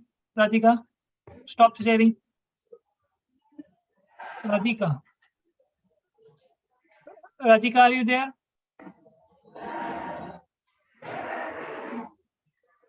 Radhika? Ganesh? Sir, I think ma'am is not there. But she has presenting her screen. She missed that screen. Still she's sharing the screen. Ganesh? Ganesh? हाँ sir बोला हाँ sir राधिकाला remove कर. Radhika Deshpande.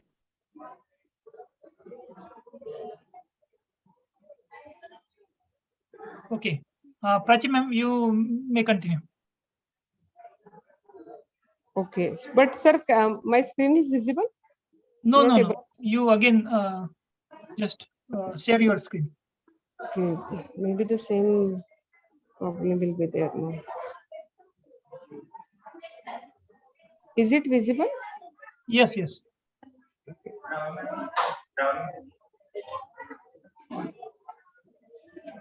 Okay.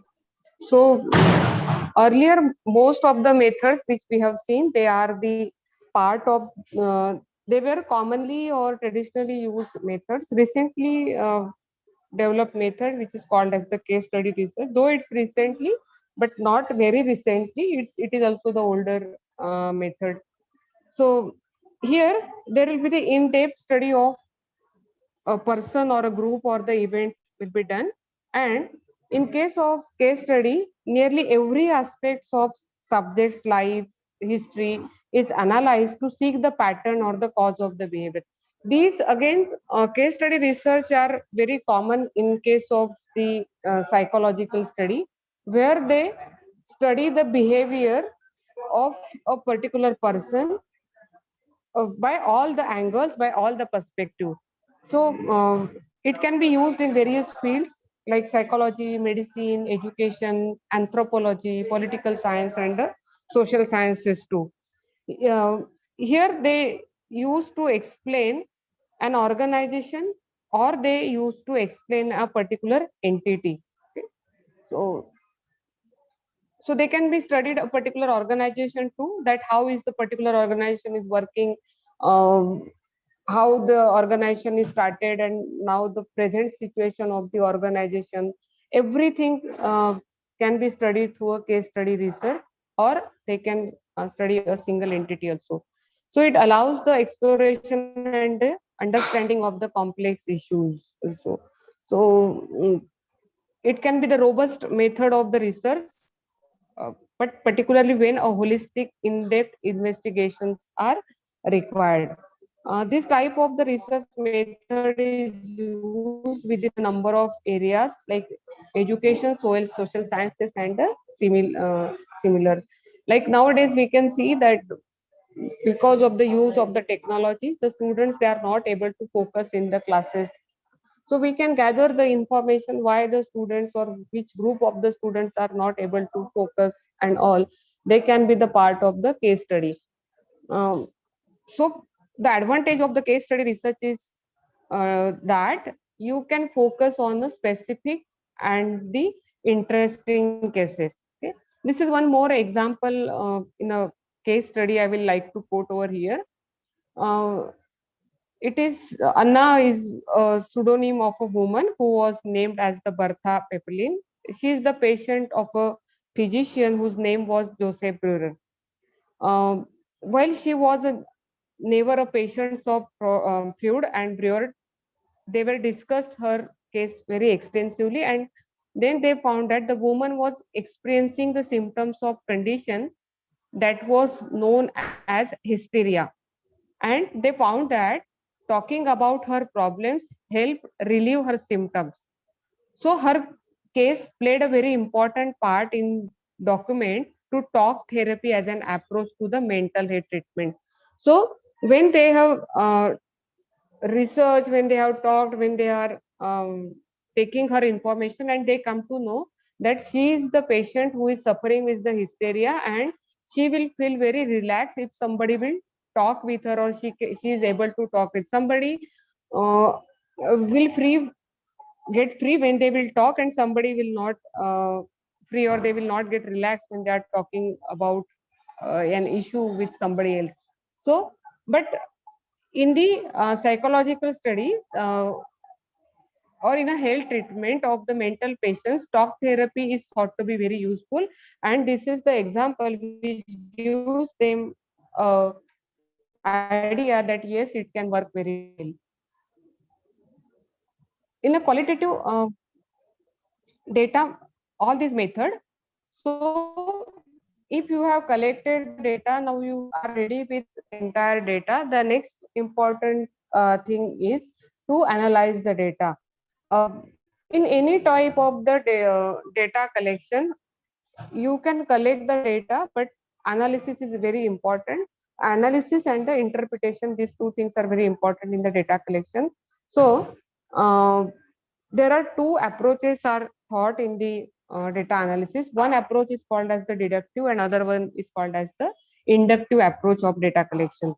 So deductive approach involves analyzing the qualitative data based on a structure that is predetermined by the researcher.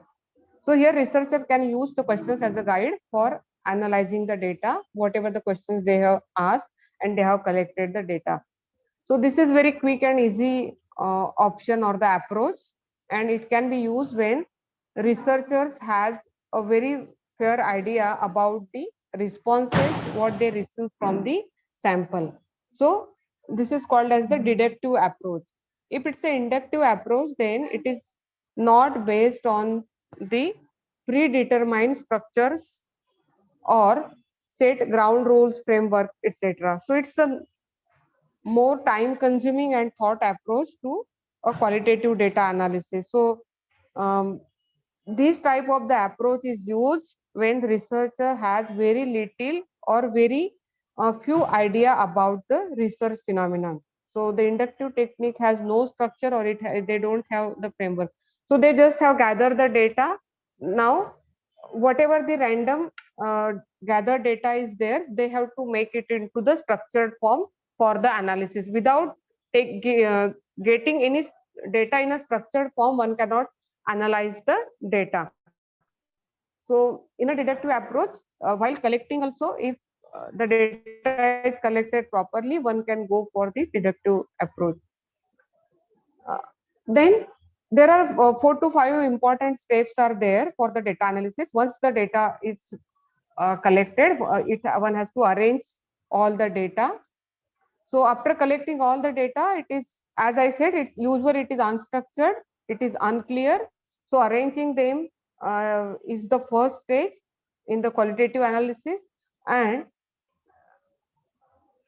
researcher has to transcribe the data, they have to arrange that data, and then they have to go for organizing the data. So once you have arranged your data, then after transforming and arranging the data, the next step is to organize it properly. So one of the best way to organize the data is to think to your, again you have to think back to your research goals and then organize the data based on the research questions you have asked. Okay, so once you arrange, but whether you have arranged the data which will give you the correct interpretation of your what the questions you have asked when you have started the research. So in that way you have to organize it very properly. Then you have to set a code of the data collected. So you have to give appropriate codes for the collected data. That should be very closer to the step. Okay. For example, you have collected the data, you have given many names when you have described that particular data, but now you have to give a single code that what will you call to that particular situation. Okay.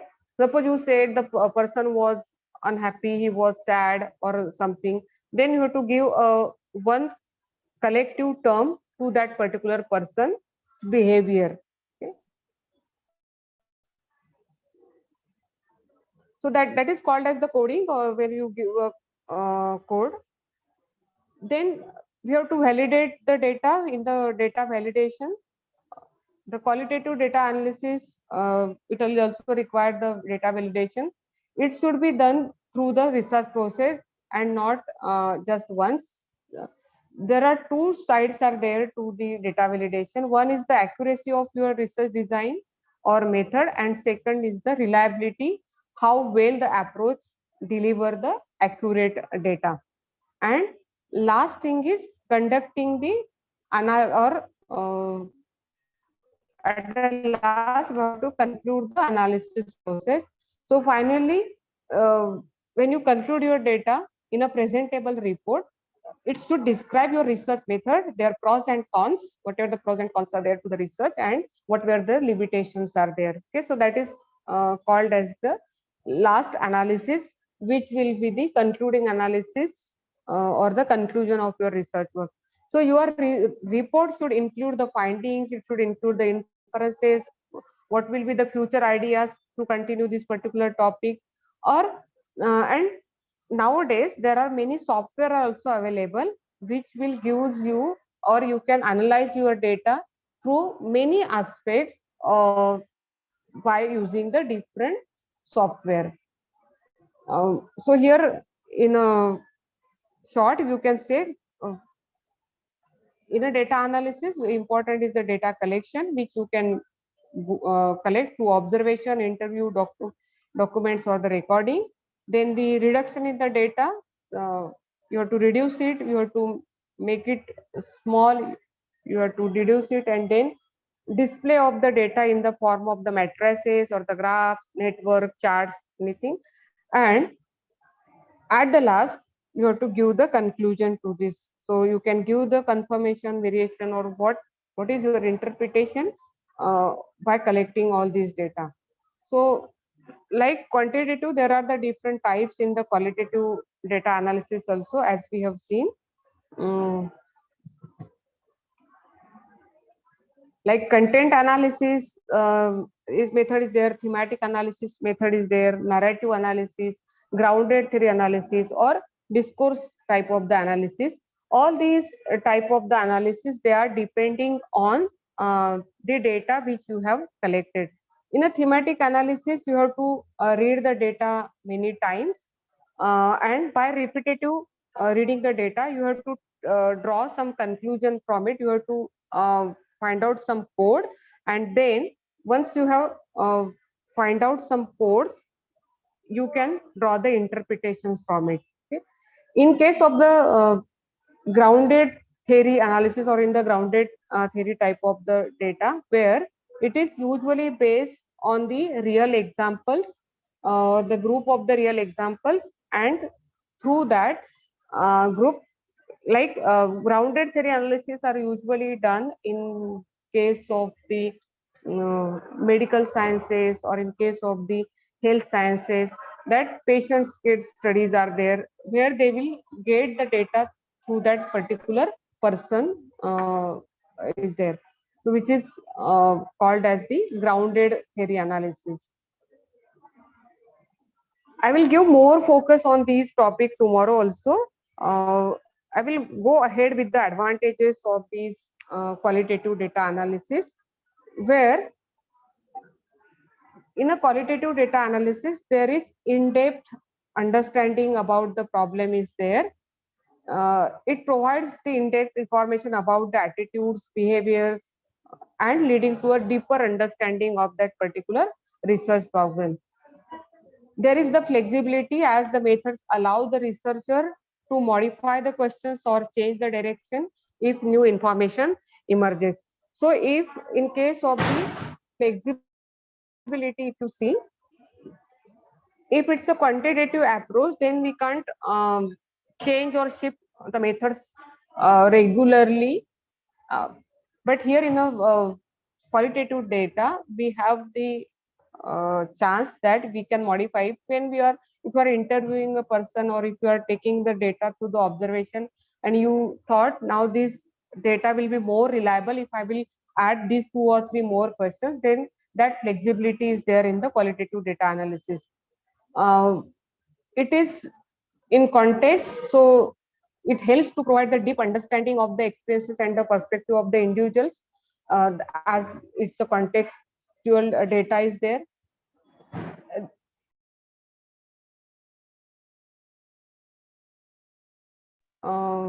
Produced rich, detail, and you can say information which cannot capture through the numerical data. Some of the information we cannot capture with the numerical data, where qualitative data is very important. This analysis has more and more engagement, as interviews and the focus group. It involves the active meetings with the participants, leading to and that's why you get a perspective from a larger group, which will increases the understanding of the particular subject, which is the engagement. Then the very important advantage of these qualitative analysis is it will provide various views and rich array of voices, adding depth and complexity to this particular problem or the context. And very last is it occurs in realistic settings, providing more authentic experiences and the behavior. Here, I will stop. Thank you all of you for patience listening, for staying here for the last, I think, 2 hours. I'm here, and interruptions for many time from my side. Thank you all of you. Thank you, Prachi ma'am. The participants, if you have any difficulties, please ask. I will share this presentation with the sir if you want, so that he can share with you. Yes, yes. So thank you, Dr. Prachi, for giving very nice and informative lecture. In spite of various difficulties, you have shared your knowledge with our students. So thank you very much. Thank you, sir. Thank you, ma'am. Thank you. Okay.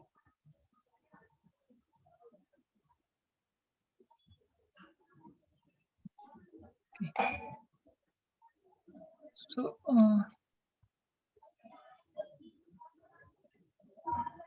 So can I leave now? yes, ma'am. Yes, you may. Thank you, sir.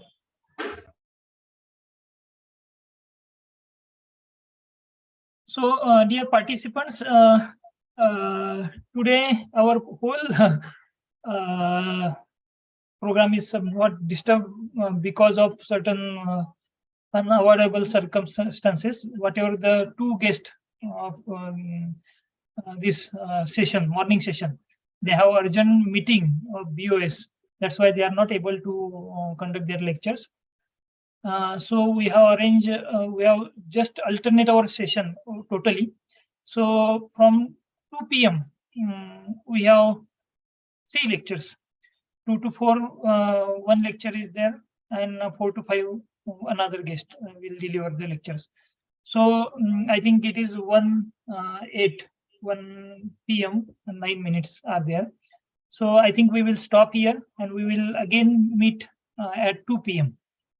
Because if we start our presentations, so there is no interval today. So it is better to stop here and we will meet again at 2 p.m. Yes? Sir, then remember seminars will be conducted around what time? Seminars आज तर होणार नाहीत, मग उद्याच होऊ शकतात. ज्या seminar नसतीलच का? हा, नसतील. जर काही असा एखाद्या वेळेस जर काही प्रॉब्लेम आला तर आपण सेमिनार रेडी राहा.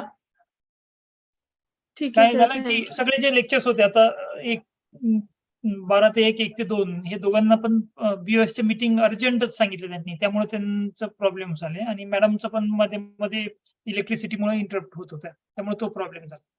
नाही आज आपले सेमिनार झाले असते 2 तासामध्ये. मग वेळेवर एका सरांनी आपल्याला मधलाच टाइम दिला, 2 ते 4चा टाइम दिला.